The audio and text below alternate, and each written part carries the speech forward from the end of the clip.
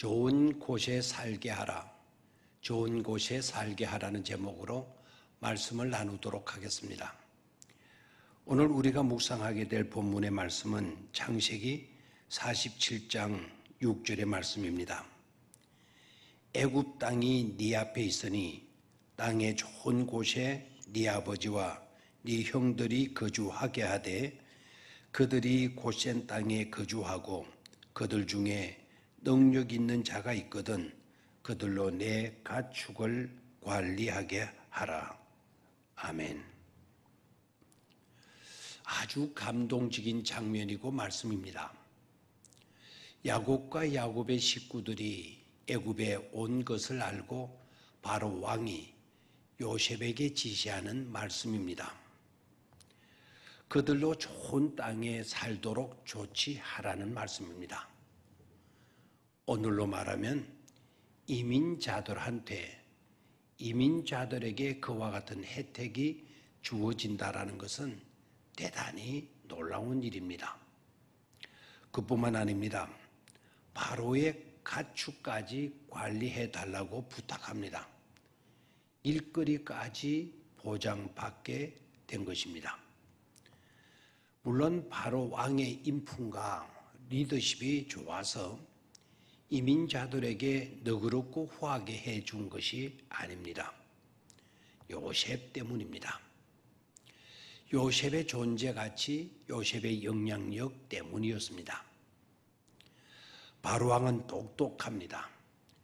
굉장히 손익에 민감한 그런 사람입니다.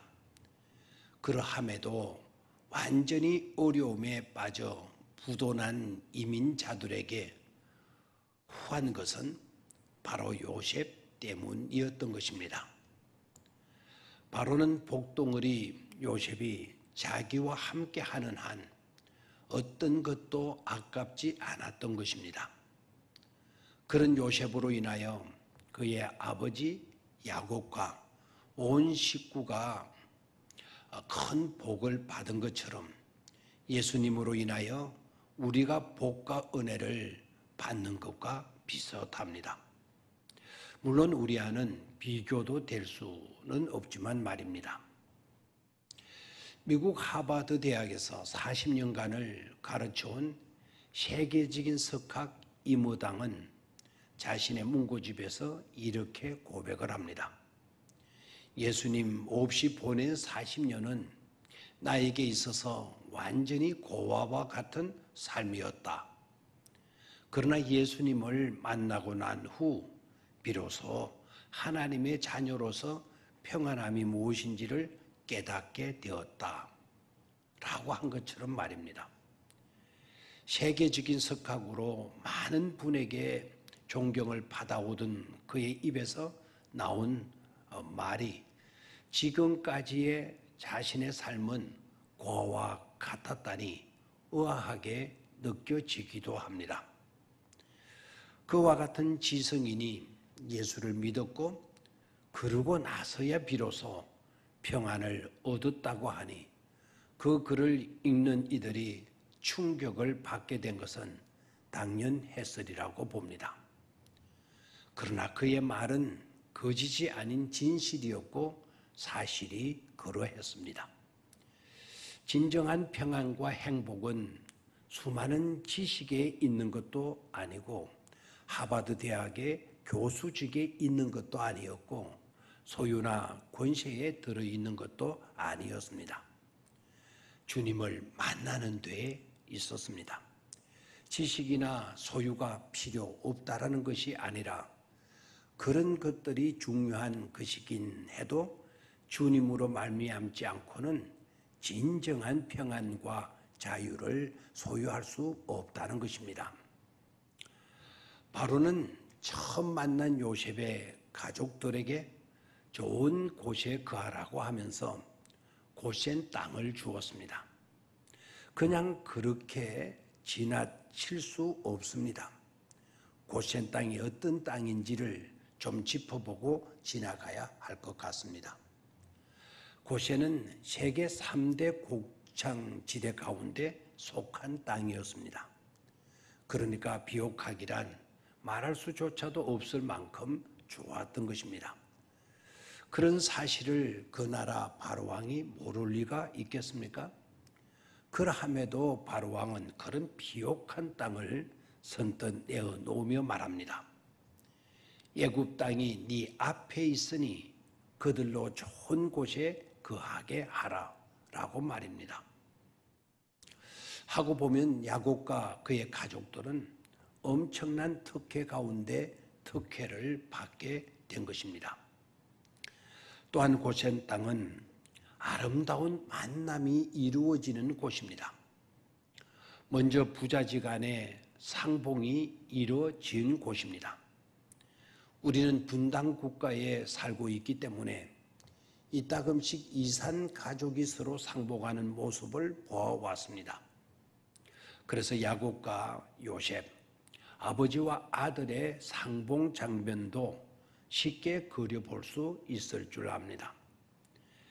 요셉은 형들에 의해 노예로 팔려 작별 인사조차도 못한 채 20여 년의 세월 동안 온갖 서러움과 어려움을 다 겪으며 늘 아버지와 가족을 그리워하며 지냈을 것입니다.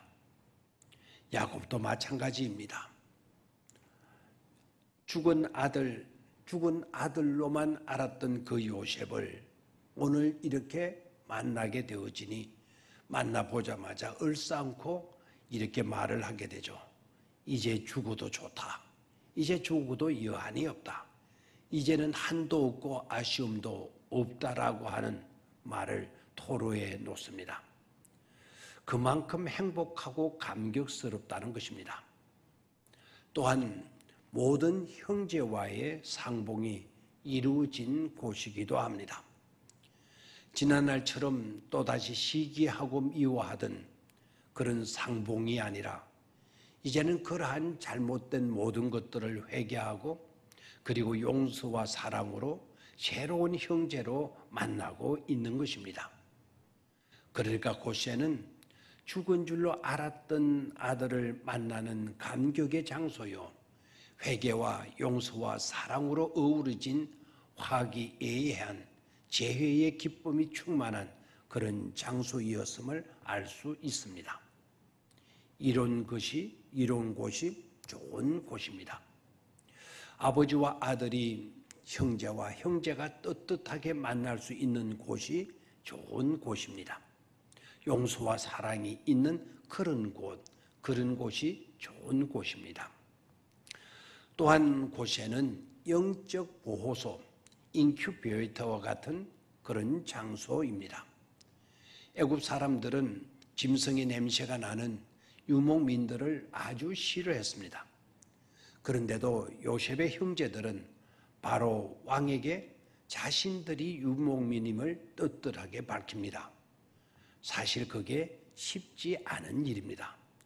그러함에도 불구하고 그렇게 했습니다. 죄짓지 않는 한 직업의 기초는 없었기 때문입니다. 사실 우리가 요셉과 같은 삶을 살 수 있다면 얼마나 좋을까 하는 소망이 있습니다. 요셉이 우리와는 다른 특출한 존재였기 때문이 아니라 하나님께서 요셉과 함께하여 주셨기 때문입니다. 요셉과 함께 하셨던 하나님은 오늘 우리와도 함께해 주시고 계시는 줄 믿습니다. 우리가 여기서 멈출 수 없는 것은 이 사건 속에는 그보다 훨씬 더 중요한 놀라운 하나님의 섭리가 숨겨져 있었기 때문입니다.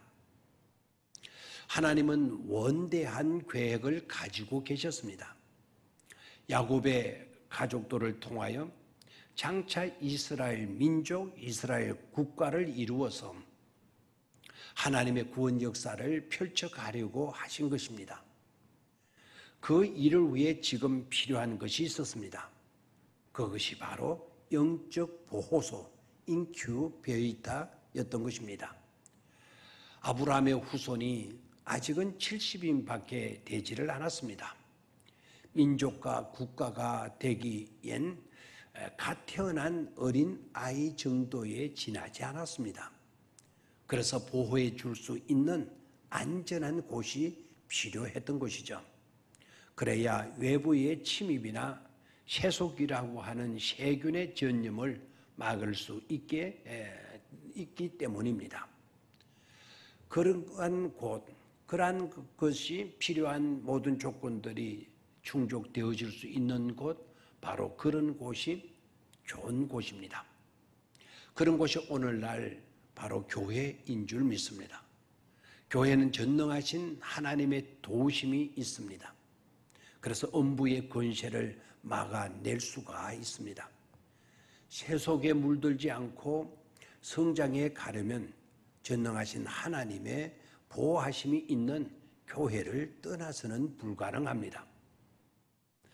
어느 곳에서나 무엇을 하시든지 교회 중심으로 항상 좋은 곳에 거할 수 있기를 바랍니다. 세상이 어렵고 힘들고 험해도 우리 교회가 고센이 되기 위해서는 우리 성도님들이 좋은 곳, 그런 고센을 위해 기도해야 하고, 그리고 언제나 고센을 사모하면서 살아야 할 것입니다. 그러할 때 고센의 은총이 우리의 삶 가운데 늘 넘쳐나게 되는 그런 축복이 따르게 될 줄로 믿습니다. 오늘 하루도 고센의 은총이 함께하는 그런 복된 하루가 되어질 수 있기를 바랍니다. 감사합니다.